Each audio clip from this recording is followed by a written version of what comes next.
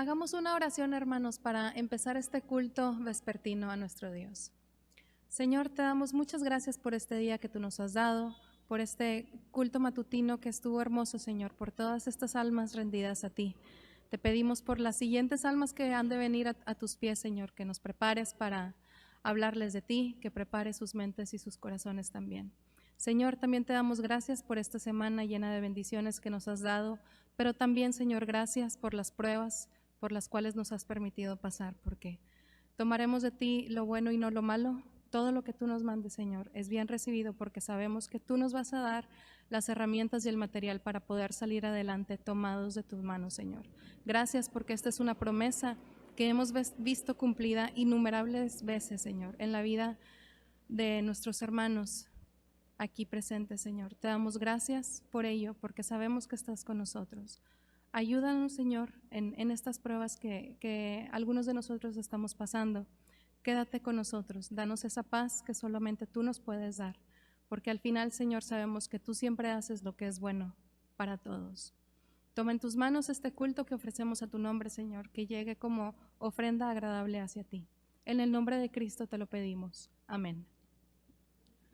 Vamos a abrir nuestros himnarios bautistas en el himno 143, Bellas Palabras de Vida, y dice Juan 6:63. Las palabras que yo os he hablado son espíritu y son vida.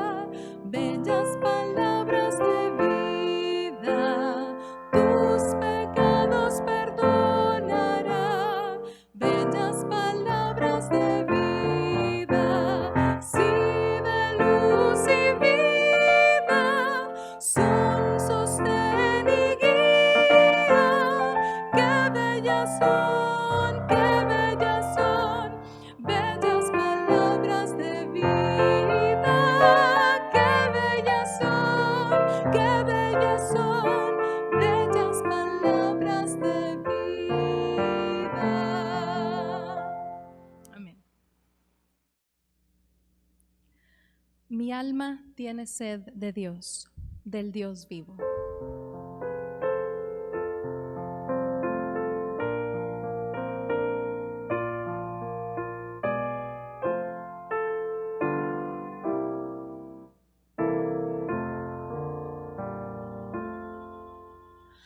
Habla, Jesús, a mi alma, que pueda oír tu voz. Habla, Jesús, a mi alma, calma la duda atroz. Habla, Jesús, a mi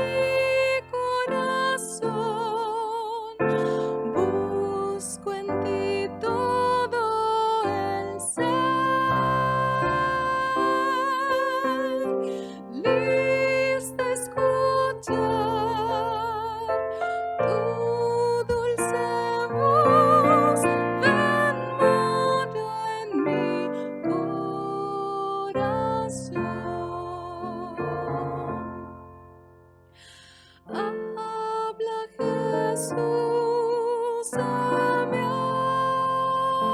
alma, borra mi gran maldad. Habla Jesús a mi alma y que hable tu verdad.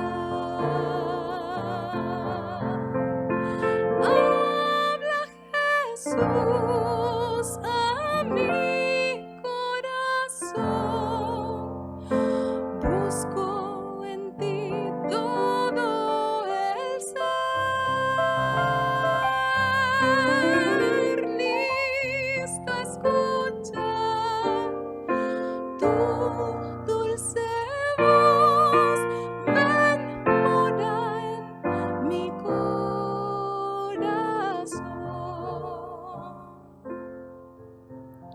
Habla Jesús a mi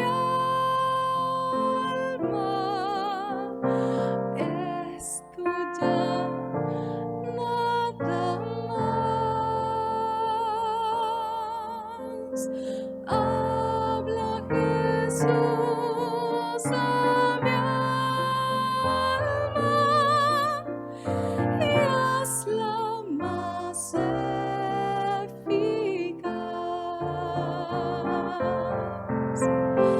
Habla Jesús a mi corazón. Busco en ti todo el ser, lista a escuchar tu dulce voz. Ven, mora en mi corazón.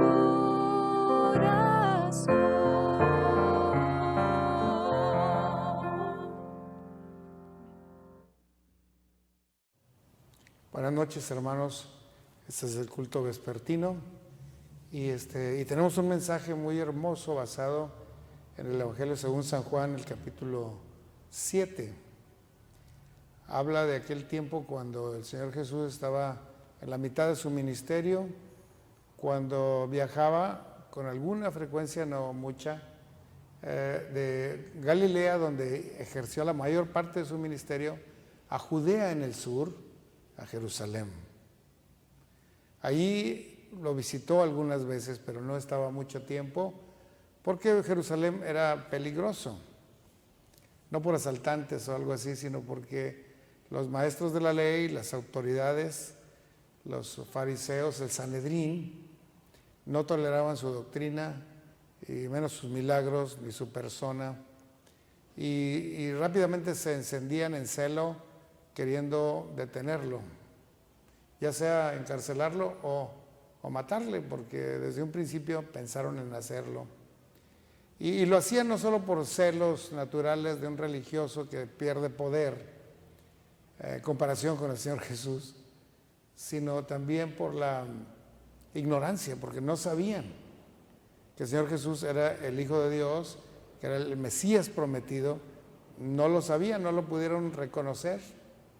Sabían la profecía y sabían la ley y sabían el Talmud y sabían las tradiciones, pero no pudieron reconocer a Jesús como el Mesías.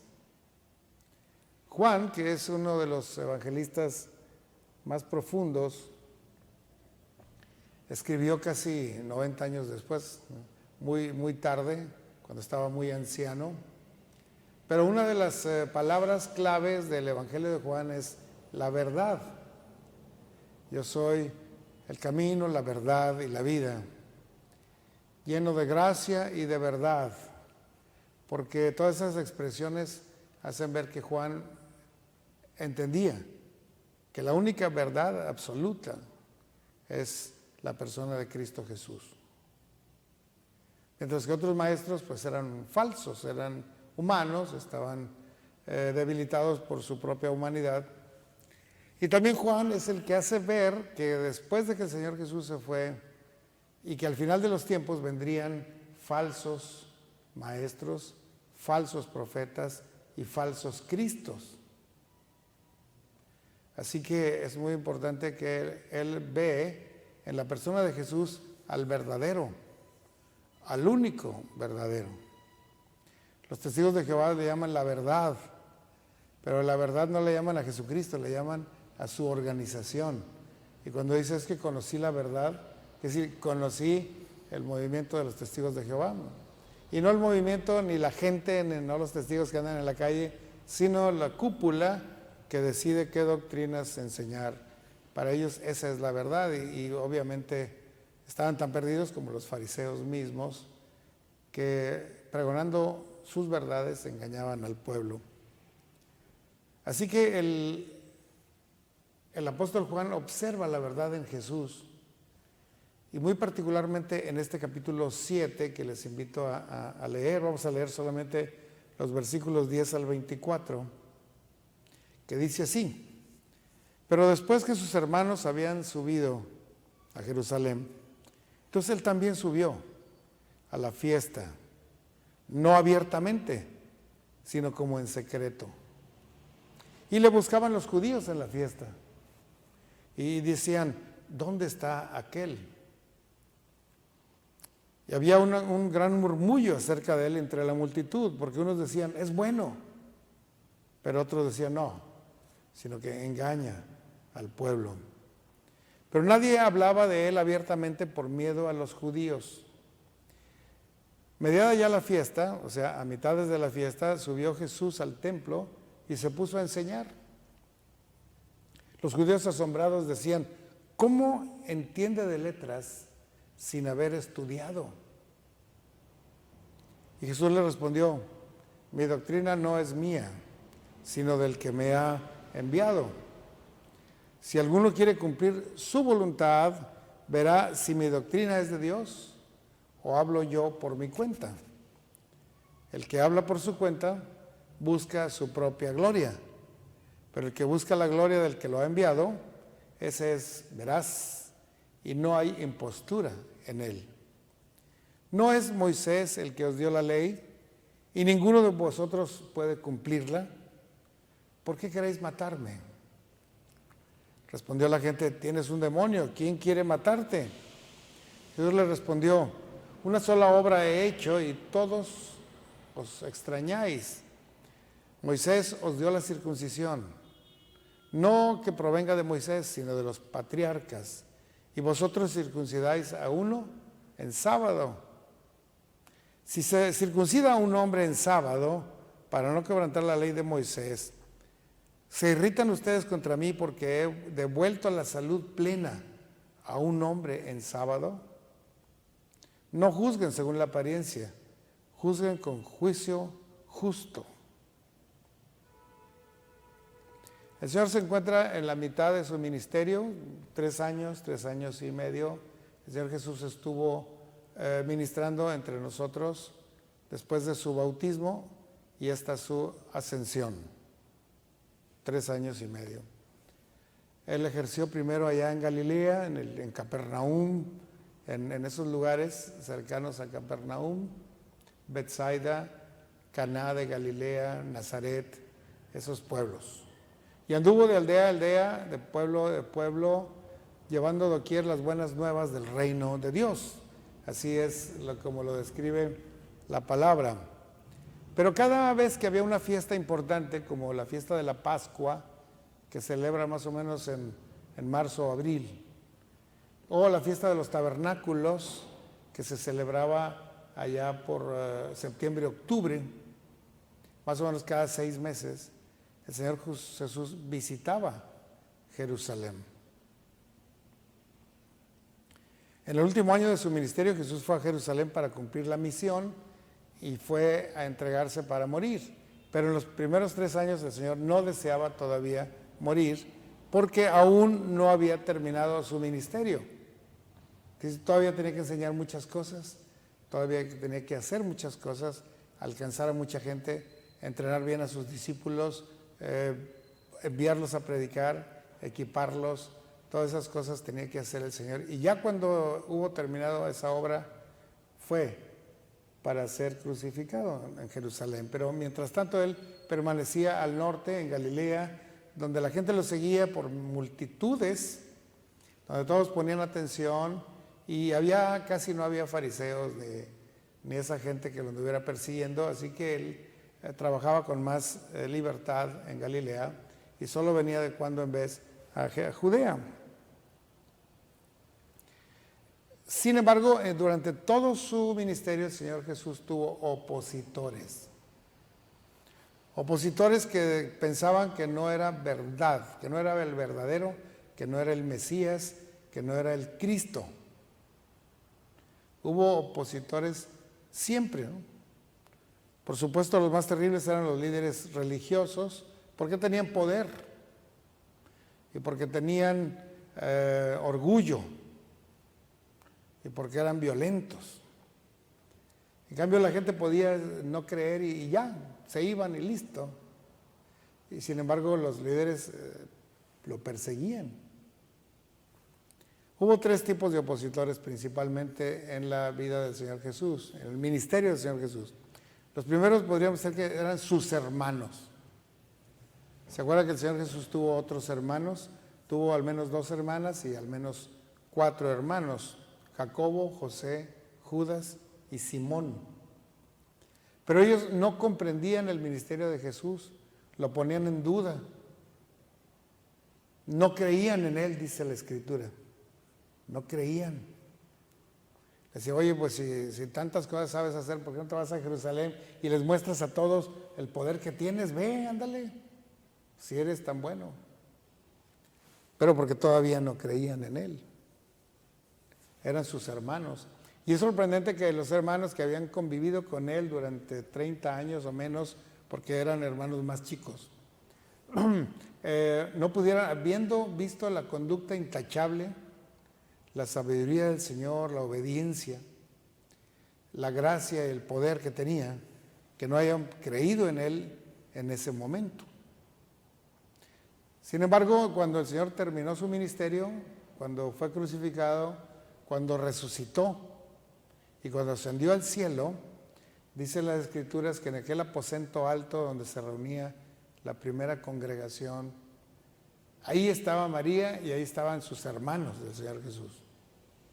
Porque ya para entonces todos ellos creyeron en él. Vieron que era cierto. Lo que él anunciaba sobre su muerte, sobre su resurrección, sobre su ascensión, era cierto. Ahora eran testigos. Y entonces entendieron por qué habían tenido un hermano tan perfecto. Fíjense que los hermanos siempre son competencias, son conflictos entre hermanos. Y no importa si el mayor es tan perfecto, porque se sienten presionados, porque los hermanos más chicos tienden a competir con el hermano mayor. Y no podían competir con el Señor Jesús porque era perfecto. Entonces se sentían incomodados. Y se manifestaban con falta de crédito, no creían en él. Pero cuando vieron que todo era verdad y que él fue a la tumba y se dejó crucificar por amor del pueblo, entonces entendieron que sí era cierto, que sí era el mártir, que sí era el enviado de Dios y esto. Pero por lo pronto y en este momento sus hermanos todavía no creían en él y se acercaba la fiesta de los tabernáculos. Le dijeron, ¿no vas a venir con nosotros a Jerusalén? No, no ha llegado mi tiempo todavía, les dijo el Señor Jesús. Ven a Jerusalén, muestra ya tus milagros para que crean toda la gente, porque estás acá en secreto, en pueblos chicos, ¿no? Pues el Señor dijo, no ha llegado mi tiempo. Y el Señor no estaba mintiendo. En efecto, no había llegado su tiempo de morir, pero tampoco había llegado su tiempo de ir a la fiesta. Y él se fue a mediados de la fiesta, después, solo, entre sus hermanos y toda la familia y todos los hombres, porque los hombres de Judea, los hombres de Israel, estaban obligados a asistir a las fiestas solemnes. El otro tipo de opositores fueron las multitudes, porque las multitudes le seguían, hasta miles de personas andaban detrás de él cuando iba al desierto, cuando iba al río, cuando iba a la montaña, iban hasta 1,000 o 5,000 personas, alguna vez 4,000 personas otra vez. Mucha gente lo seguía. Pero su fe era tambaleante, porque unos decían, es bueno. Entonces, no, engaña a la gente. Tiene facilidad de palabra y nos envuelve, pero nos engaña. Y como en el mundo siempre ha habido engañadores, sí ha habido falsos profetas, y ha habido magos, ilusionistas y gente dedicada al mal, a la magia. Generalmente los que dedican a la magia recurren a poderes sobrenaturales, demoníacos. Así que decían, no, pues demonio tiene, decían algunos, cuando podía echar fuera demonios, cuando hacía algún milagro. Estaban verdaderamente no solo asombrados, sino incrédulos. ¿Cómo le hará? No ha de ser cierto. Unos decían, es bueno, otros decían, no, sino que engaña al pueblo. Y el tercer grupo de opositores eran los líderes, ¿verdad?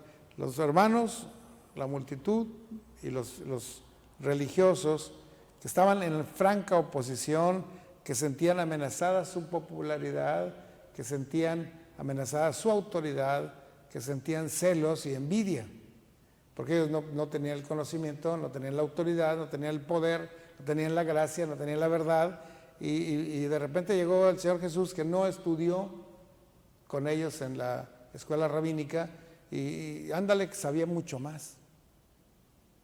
Obviamente se sentían mal. Así que el Señor siempre tuvo opositores.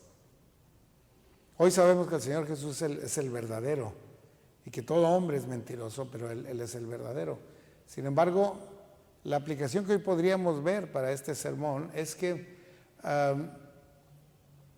hoy estamos inundados de falsos profetas, de falsos maestros, de falsos cristos. Y a veces vemos sus conferencias, sus sermones, sus cursos, sus talleres en el internet, y estamos viéndolo ahí. ¿Será verdadero enviado de Dios un genuino pastor, o será un falso religioso, un engañador? Y estamos a veces en la misma situación que las multitudes cuando vemos a estos predicadores del internet, e incluso a veces cuando vemos a un predicador de la iglesia. Hay gente que le ve al pastor y dice, ¿será cierto? ¿Estará hablando verdad? ¿Será honesto este pastor o no? Hay hermanos que se van de la iglesia, y cuando un hermano se va de la iglesia es porque no cree que el Señor esté bendiciendo a la iglesia a través del pastor, o no cree que el Señor esté bendiciendo a la iglesia a través de sus maestros, o no cree que el Señor esté bendiciendo a la iglesia a través de sus administradores, o no cree que el Señor esté bendiciendo a la iglesia a través de los hermanos. Dice, no, me voy a buscar otro lado porque aquí no creo, no recibo, no siento, no pienso. Y se ha dado mucho en este tiempo de pospandemia. Se han ido muchos hermanos de todas las iglesias, no solo de esta iglesia, de todas las iglesias se han ido hermanos, o a otra iglesia o a otro quehacer. Si se van a otra iglesia, pues menos mal, porque allá van a encontrar al Señor y van a encontrar bendición del Señor a través del pastor, a través de los maestros, a través de los misioneros, a través de los hermanos. Pero si se van a otro quehacer, entonces sí están perdiéndose las bendiciones. Por esa duda que ha detenido al mundo y que hace que el mundo no confíe, que el mundo no se entregue, que el mundo no se convierta. Hace poco vimos cómo después de la alimentación de los 5,000, la gente decidió irse y no creían en el Señor Jesús. Decían, Moisés alimentó 40 años y tú nada más nos diste comer una vez. Moisés daba 40 años de maná y de codornices. Y ponían en duda el ministerio y el poder del Señor Jesús, porque somos dados a la duda. Somos dados. Entonces el Señor Jesús confronta a sus hermanos allá en Galilea diciendo, vas a venir para que demuestres y todos crean. Dice, no ha venido mi tiempo, váyanse ustedes. Pero sí se fue después y tenía una intención. Y el Señor Jesús enfrenta a las multitudes que decían, unos decían es bueno, otros decían no, engaña a la gente. Y el Señor Jesús va a Jerusalén y enfrenta a los religiosos que todo lo negaban, que estaban en contra francamente y definitivamente. Así que el Señor nos muestra cómo saber si alguien es verdadero o es falso. Por nosotros, ¿cómo le haríamos para saberlo? Hay hermanos que dicen, bueno, yo tengo discernimiento de espíritus, hermano. E inmediatamente que vi a ese hermano sabía que era un falso. Nada más lo vi a los ojos y dije, ese es un falso, porque yo tengo el don de discernimiento de espíritus. No es eso lo que el Señor quiere, que tengamos un don oculto para saber si alguien es bueno o malo. No, Él nos da una clave mucho más sencilla, mucho más aplicable, que la podemos aplicar hoy mismo a cualquiera de los profetas que vemos en la televisión, o a cualquiera de los hermanos que vienen a predicar aquí, o a cualquiera de los maestros que salen en las clases de la escuela dominical y en los devocionales, o en cualquier conversación con otro cristiano. Podemos saber si tiene el Espíritu de verdad, si es un enviado de Dios, si es un siervo de Dios o no lo es. Y ahorita lo vamos a saber. Porque el Señor Jesús nos dio la clave. Había una fiesta de la Pascua, ya les decía, en marzo-abril, y había una fiesta de los tabernáculos en septiembre y en octubre. Eran las principales dos fiestas, aunque había otras fiestas, como la fiesta del Pentecostés, la fiesta de Purín, la fiesta de las trompetas y otras fiestas. Estas dos eran las más importantes, donde casi todos los hombres, sobre todo los hombres, viajaban a Jerusalén para congregarse y celebrar esos días. Hacían unas tiendas de campaña en la tienda de los tabernáculos y ahí pasaban la noche para recordar cómo el pueblo de Dios estuvo en el desierto habitando en tiendas por 40 años, y así era. El Señor asistió a la Pascua 6 meses atrás, trastornó las mesas y se echó enemigo a todos los religiosos y a los que ganaban dinero con esas actividades. Pero ahora iba a la fiesta de los tabernáculos y sus hermanos decían, ven con nosotros para que hagas allá todos tus milagros y des tus enseñanzas para que la gente crea en ti. Vente, para que crean en ti. Una tentación similar la había hecho Satanás antes cuando le dijo, tírate de aquí del templo para que vean que los ángeles te detienen y crean en ti.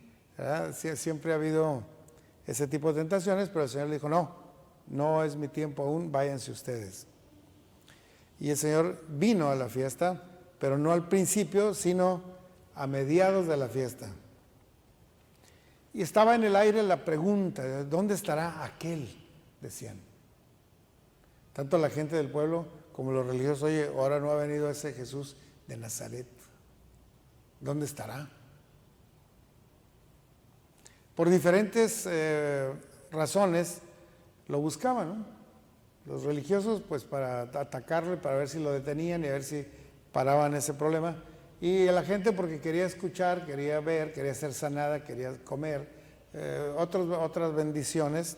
Y algunos pocos por un genuino interés de escuchar la palabra de Dios, que es el alimento importante.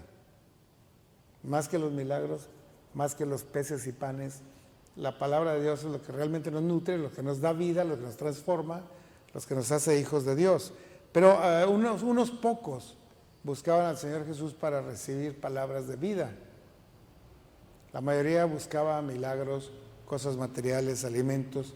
Y los religiosos buscaban prenderlo, acusarlo y mandarlo matar. Así que había diferentes razones por las cuales todos esperaban que el Señor Jesús se presentara en Jerusalén en la fiesta de los tabernáculos.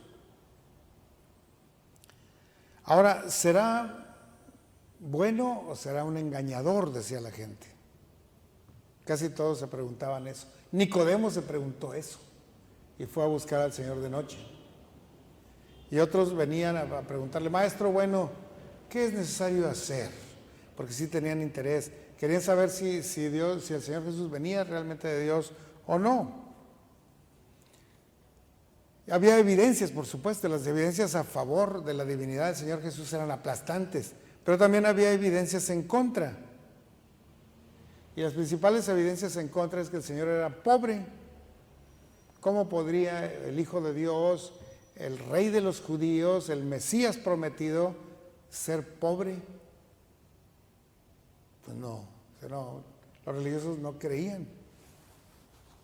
Hay un artículo ahí en el internet que dice, ¿por qué los judíos no creen en Jesucristo?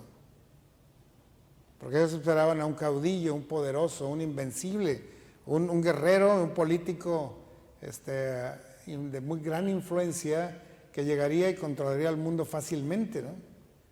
No a uno que andaba escondiéndose en Galilea, que lo perseguían, que lo querían matar, que finalmente lo mataron. Eso no puede ser el Mesías. De hecho, el Mesías murió, Jesús murió, ellos esperaban que el Mesías viviera y reinara. Así que los judíos no podían creer. Esa duda sigue hasta hoy. Si ustedes van a Jerusalén, la mayor parte de los judíos que viven allá no creen en el Señor Jesús todavía. Y si no van allá, los judíos que viven aquí no creen en el Señor Jesús todavía, porque hay para ellos evidencias en contra de que fuera el Cristo. Nadie podría resolver la pregunta, ni Pedro, ni Juan, ni Judas el Iscariote, ni nadie podía resolver esa pregunta, ni Nicodemo, ni ninguno de los fariseos. El Señor Jesús es el único que puede resolver esta pregunta y se dispone a revelarla. Por eso debemos estar atentos a la palabra de Dios, porque el Señor Jesús revela. Él dice cómo. Resuelve nuestras dudas.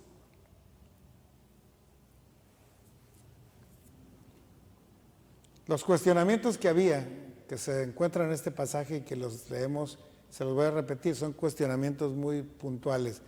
Uno, ve a Judea para que los discípulos vean tus obras y crean en ti, lo decían sus hermanos.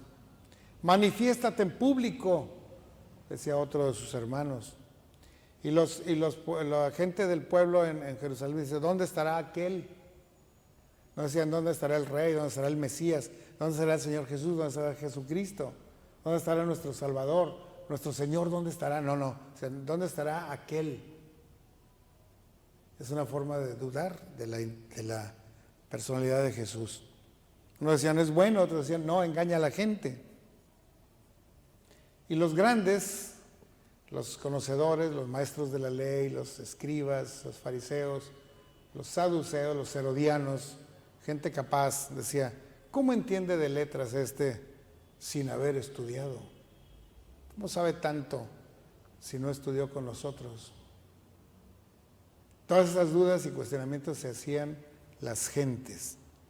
Así que el Señor Jesús vino y dio la respuesta. Y si alguien pone atención a la respuesta del Señor Jesús, todas sus dudas se desvanecerán. Y toda la fe nacerá, porque la fe nace de la palabra de Dios, ¿no? De la palabra del Señor Jesús nace la fe. El que puede creer en Él tiene vida eterna. Y ahí les va lo que el Señor Jesús dijo en esa semana de los tabernáculos en Jerusalén. No fue la semana final, era un año intermedio, pero Él dijo esto. Fíjese la palabra que dijo, mi doctrina no es mía, sino del que me ha enviado. Dice, ¿cómo sabe tanto sin haber estudiado? Porque no está hablando lo que él estudió, ni lo que estudiaron los fariseos, ni lo que estudiaron los escribas. Está diciendo lo que Dios mismo, el Padre, le había enseñado. Así que imagínense la altura del conocimiento del Señor Jesús está en la grandeza de la revelación de Dios contra los estudios de los hombres. Muy grande la diferencia, porque dice Isaías, porque mis pensamientos, dijo Isaías refiriéndose al Padre, no son como vuestros pensamientos, ni mis caminos son como tus caminos. Como son más altos los cielos que la tierra, así son más altos mis pensamientos que tus pensamientos y mis caminos que vuestros caminos. Así que nadie podía competir con la sabiduría del Señor Jesús, porque Él tenía la sabiduría del Padre. Mi doctrina no es mía, sino la doctrina del Padre que me ha enviado. Ahí empezamos para que veamos por qué. Ahora, si alguno quiere cumplir la voluntad de Dios, verá si mi doctrina es de Dios o estoy hablando por mi propia cuenta. Eso es fácil de saber. Si usted de veras está buscando a Dios, se va a dar cuenta de que las palabras de Jesús vienen de lo alto. No estaba hablando como hombre, estaba hablando como Dios habla. Tercer punto, el que habla por su propia cuenta busca su propia gloria. Importante, y ahorita les digo por qué. Pero el que busca la gloria del que lo envió, ese es veraz y no hay falsedad en él. Estuvo clara la declaración del Señor Jesús, estuvo clara. El que habla por su propia cuenta busca su propia gloria. Les platicaba que ahora que estuve enfermo y que estuve casi 2 meses en casa, sin salir, sin hacer nada, porque la iglesia me cubrió y dijo, no haga nada, hermano, vamos a hacer todas las cosas, usted descánsese, recupérese. Bueno, pues yo veía algunas conferencias, predicaciones de algunos maestros del internet y era más o menos fácil, después de escucharlo 4 minutos, ver si estaba hablando por sí mismo. Y empezaban a decir, la realidad es que los extraterrestres, y yo dije, ¿cómo le reveló Dios eso de los extraterrestres? ¿En qué parte de la Biblia viene eso? Si una persona empieza a enseñar cosas que no están en la Biblia, es falso. Y si no está enseñando lo que el Señor le dice, entonces busca su propia gloria. No busca la gloria de Dios, busca su propia gloria. Pero el que habla la gloria del que lo ha enviado, ese es veraz y no hay falsedad en él y no hay impostura. Así que es muy sencillo, hermanos. Cuando escuchamos una conferencia, ya sea en los medios, ya sea en el templo, veamos si lo que dice está en la Escritura, si está apoyándose en la Biblia, en la revelación que Dios ha hecho de sí mismo. Si es así, esa persona es veraz. Si está sacando cosas nuevas que no están en la Biblia, entonces es falso. El líder de una de las iglesias más grandes del mundo dijo, la Biblia está obsoleta, es anticuada, no nos sirve. Es una escritura que tiene más de 4,000 años y no podemos con eso estar enseñando a personas de la actualidad. Tenemos que hacer otro libro y está trabajando en eso. O sea, no les importa la revelación de Dios, que vamos a hacer nosotros un libro para poder atender las necesidades actuales. Ok, no nos extraña, es un falso profeta, despreciando la revelación de Dios que es eterna. La palabra de Dios es eterna, no es algo que pase de moda. Es algo que sigue teniendo vigencia porque el cielo y la tierra pasarán, pero mis palabras no pasarán. Así que si el maestro de escuela dominical, si el consejero de mi departamento, si el predicador de la iglesia, si el misionero, si el evangelista que nos visitó, hablan de la palabra de Dios, son verdaderos. Pero si hablan de sus propias enseñanzas, su propia imaginación, sus propios pensamientos, entonces es un falso. A lo mejor ha edificado una iglesia nueva, una gran denominación, pero es falso de todas maneras, porque se apartó de la palabra. Así que el Señor Jesús dijo, yo vengo a hablar, no de mi doctrina, sino la doctrina del que me envió. Y cualquiera que habla de su propia cuenta es falso, pero busca su propia gloria. Pero el que habla la palabra del que lo envió, ese es veraz y no hay falsedad en él. Así que es muy importante que hoy tengamos atención, hermanos, en lo que se dice. Debemos conocer la Escritura para poder inmediatamente darnos cuenta cuando una enseñanza es desviada, porque no está en la Escritura. Pero tenemos la palabra profética más segura con nosotros y hacemos bien en apoyarnos en ella siempre. Los bautistas somos acusados de ser demasiado estudiosos de la Biblia. Nunca vamos a ser demasiado estudiosos. Nunca, aunque estudiamos todo el día y toda la noche. Porque eso es lo que debemos hacer. Señor, Dios les bendiga, hermanos. Vamos a despedirnos en oración. Gracias, Padre, porque tú estás con nosotros, porque enviaste a tu Hijo, el verdadero, para guiarnos a vida eterna, porque sus palabras están en nuestra Biblia y las podemos leer día y noche, porque esa palabra nos hace saber quién es verdadero y quién es falso, para no ser engañados ni arrastrados a una doctrina de demonios. Te rogamos, Señor, que nos hagas cada vez más conocedores y amorosos de la Biblia, y que podamos estar firmes cuando vengan las acechanzas del maligno. Bendice a nuestros maestros, a nuestros misioneros, a nuestros consejeros, a nuestros predicadores, laicos, a nuestros pastores, para que no nos apartemos de la Biblia ni a derecha ni a izquierda, sino que permanezcamos fieles. Pues te lo rogamos en el nombre de Cristo Jesús, nuestro Señor y Salvador. Amén. Himno número 333 de nuestros himnarios bautistas. Cristo, fiel te quiero ser. Dice Apocalipsis 2:10. Sé fiel hasta la muerte y yo te daré la corona de la vida.